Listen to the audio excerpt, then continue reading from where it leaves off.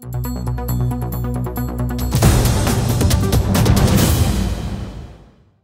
a place where creative and conversation and your social nature mixes into your paid pieces. It's not exclusionary, it should be integrated. So we thought about, okay, what are the kind of the pieces of this that go into it, and what looks like it's being effective today, what's changing for tomorrow, and how can we plan for it, smartly with the kind of the brand and legal landmines we got going on to make it effective.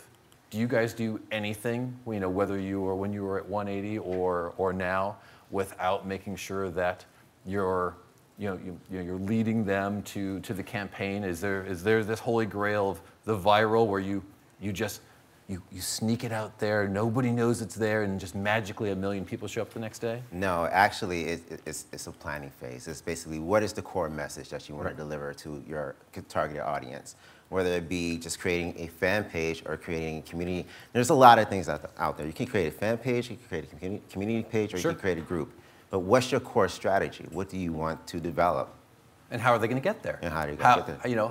How does somebody know that you've put all that effort in? Yeah. So step one, once you build your strategy, you seed it. You don't just seed it to, just the mass market. You seed it to your friends. Right. And let your friends tell, because it's conversation. That's what Facebook is all about. Hey, there's this new game coming out.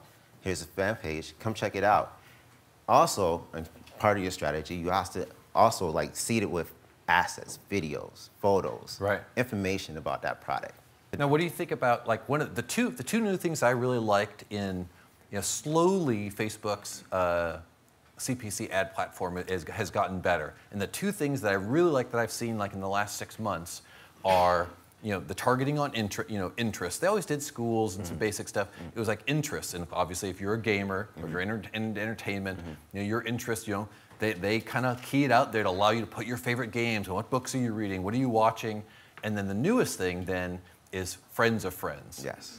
I mean, to those two, you and I were talking last night about this core group, always the core influencers, and there's this number out there of about 173. The average core person has about 173 friends, and as a core person, and if I can go and target, and as part of the seed campaign, if I can identify these guys who I knew are the hardcore of the hardcore, yes, and I can tell them, and I can say in my seed campaign, I want you to target this guy and his friends directly, because I know that if they get lured into here, they take a look at it and see what he's doing, it helps even spread, it starts that process of, well, why is he a fan of this page? What do they got going on? Like I said, what kind of content's going on? This is pretty cool. Why does John like this?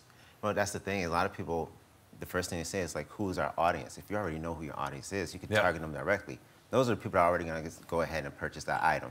Yeah, they were already in. Why spend money on them? Why spend money? And that's the thing. A lot of people talk about ROI, the concept of ROI. A lot of people don't understand who they're really going after. So it might be return on ignorance instead of return on investment. So you really have to know who you're targeting, have your strategy set in stone, and go from there. You mean plan ahead. Plan ahead. That's you're just crazy talk. I don't know about that. What do you think about the changes that you've seen lately? It used to be you posted something on your wall, or I posted 5 things. I just had a string of consciousness, and I just, had a little verbal diarrhea going on, and I'm just, and it used to be all 5 of those immediately showed up on every friend's wall.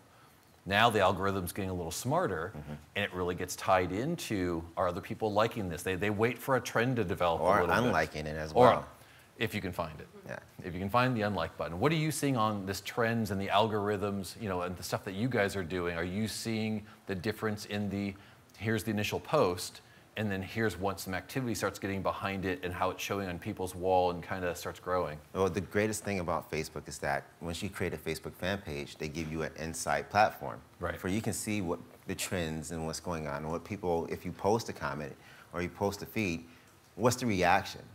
Almost what's the sentiment of it. Right. So what do you think of the new stats platform that they've released? A big improvement over some of the simplistic stuff that was coming out last year? People are always going to complain about something being changed. So you have to figure out how it works best for you. So I don't have an opinion. I'm either against it or with it, but I'm working with it. What was it? I think it's improving. Yeah, it's improving. Because not before you were a fan of a Facebook fan page. Right. Now you have to like. So it's always going to be changing and improving. So, right. Well, I think, I think when Google Analytics came out a few years ago, people, I think, were the same way. It was weak, but it was free, so it got adopted. And I think Facebook's going the same way. They got something out initially because although they talk about themselves being an open system, it's definitely still a closed loop in some ways. You can't just run all your own stats and you can't put all your own tags in there and like you would on a website. You do depend on them a little bit, and I think it's slowly improving. So let's talk about the brand a little bit. You were talking about, you talk about the strategy. We talk a little bit about how are we going to get people there. But once they get there, I think the #1 complaint I've always heard is that, well, but Facebook's boring. From an advertising industry and used to broadcast and sexy and creative, then they say a picture says 1,000 words. Facebook had very little offer. That seems to be changing. I think if somebody said it was boring, just because they don't have creativity. They can't think outside. So they're a loser and we should just send them away anyway. You can create so many things with Facebook, especially with the FBML. You can create your own little gaming platform right in Facebook. And the new people that land on that page, they land on it, they can like it, they can engage with it. You can literally educate somebody about a new game that's coming out, or a demo like we just seen earlier. Yeah, absolutely. And there you go. I'm trying to figure out how to play Warcraft on Facebook. I got to get that link. I got to figure out where he's doing that. And you can connect so many things with Facebook. The possibilities are infinite. You could go from there. So, have you seen what Coke did? I was pretty impressed. It's been out for a couple months now, and it was one of the Crayola was an early adopter of FBML. Coke's definitely stepping up. They're trying to find ways. Did you remember like about 3 months ago? So if any of you haven't seen this before, this is a Facebook landing tab. A custom tab's available to anybody on Facebook. You can put it on your personal profile. You can put it on the fan page you're building for your brand. And then one of the features they added about 9 months ago was the ability to then make it a landing tab, which means now when users first show up to Facebook and they go to facebook.com/ whatever nice little vanity URL you've picked up, a THQ or Megamind or Warcraft, it can be the first thing they see. Instead of being maybe a little bit of an overwhelming text wall, you can start doing something that actually looks like your microsite, looks like your corporate site, does some actual branding. And once again, the platform's improving every day. Have you guys at THQ done any landing tabs yet for? Yes, we actually did one for Beat City, and we're actually doing it for another game that we're launching very soon. Cool. Called Truth or Lies. So everyone that's on Facebook, on Monday, please search Truth or Lies. It's a game that we're coming out. It's going to be very fun, very interactive. But here's the thing you have to understand. It's not just broadcasting anymore. Sure. It's broadcasting mixed with conversation. So now people could come to Facebook, and of course they're going to land on these landing tabs, and you get the branding, you get the information, you get the dibble-dabble with the microsite, but then you can also communicate with the community. I like this product because of this. I don't like this product because of that. You get to express your opinion immediately. And there's your community, all in one. Yeah, absolutely. And you're not, and again, there you go. You're not taking people there. People are already there. Exactly. So content. So we talk about, okay, now we're able to show our brand a little bit. We know eventually it's going to be about the conversation. But why are they there? They're there. They talked about this morning. #1 thing, they want to see a demo, whether it's a demo they can play, or it's a self-playing demo, if you're one of your viral video, if it's one of your trailers, a gameplay trailer. It's some kind of experience, and I think we've seen, we saw The Agency, we've seen Rockstar came out with Red Dead Redemption Gunslingers. They're talking about a lot of mini games, different pieces that are these turn-based ideas. There's a lot of ways you can engage. At ARG, as you and I were talking about augmented reality. Yes. How do you go and leverage these? A lot of 3D assets out there. AR seems to be a way to get to that, but how does this become part of my ROI? I mean, so you guys spend a lot of time on assets, right? A lot. Man, assets and content. This takes up the majority of my day, but yeah, we do spend a lot of time on content, assets, videos, trailers, just trying to syndicate it out there. Utilizing Facebook is the easy way to target your bloggers, your gaming bloggers as well. They can come in, grab the videos, especially if you have the YouTube videos in the Facebook fan page, and take it and syndicate it out. Because they then, once again, get to become your evangelist. Yes. That blogger is one guy with, or girl with, either 150, 200, 500, and if you're lucky more, people who are reading his articles every day. And you're giving him easy access where he's already, combing, Facebook every day looking for latest on his subject matter areas. I'm even interested in trying to tag some of the evangelists, like in our Facebook fan page when we upload photos, tag them. Like, here you go. You're the first ones to have it.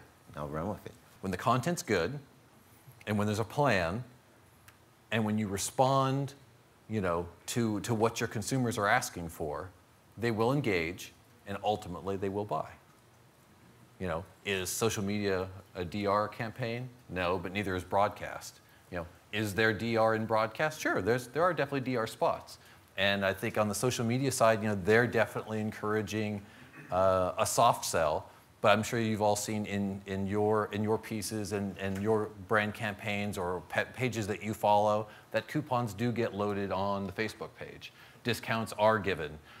Contests are run that let you go and get something, whether it's for free or a discount over time. And this comes back to whether it's a Facebook wall post or a Twitter post. Are you guys doing anything that yet for your brands? Are you? Not yet, but it's in the works. It's in the works. I mean, I'm definitely saying, I think, from the entertainment side, the Grammys, their Twitter system, really solid, working really well. That they hold conversations with their community, constantly incentivizing people. Be the first one to respond back and get a free this. The first 15 people that do this get a discount. Sci-Fi Channel has been really big on giving out swag. And then Rex and I flew together yesterday on the way up. He said, we're going to steal this, sorry about it. I won't give away all your secrets, just this one. There is a narcissistic side to social media. And as marketers, it seems like that's what we want to go and we want to take advantage of. Especially when we're trying to get them, especially a core user or a heavy user, to influence the people that are around them. And Rex told me yesterday, they want to get paid, they want to get made, or they want to get laid. Those, that's what they want. And through social media and the conversation and the responses that you have with them and a little bit of planning, you can. And I think I've talked, to almost every brand here, just in the 8 or 9 months that I've been with the company, about incentive-based sharing. What do we have to offer them? Whether it's a demo, it's access to the beta, it's a screenshot, it's a title, a title in the game, or a discount pre-order. A discount on pre-order. Every pre-order matters, and you're seeing some of this. You post it out there. Hey, first 5 people get this discount. First one to take a picture at our Comic-Con booth, you get an extra bag. You get a slot into the beta, and you have certain that are coveted. And screenshots. Sometimes the most simple thing is not necessarily what they want, because like Rex said, sometimes what they want to do is they want to get made. And you do that by responding and making sure when they win, not that they just win something, but they get their name blasted out on the internet on your page that gets them a little bit of recognition. Everybody talks about the 15 seconds of fame.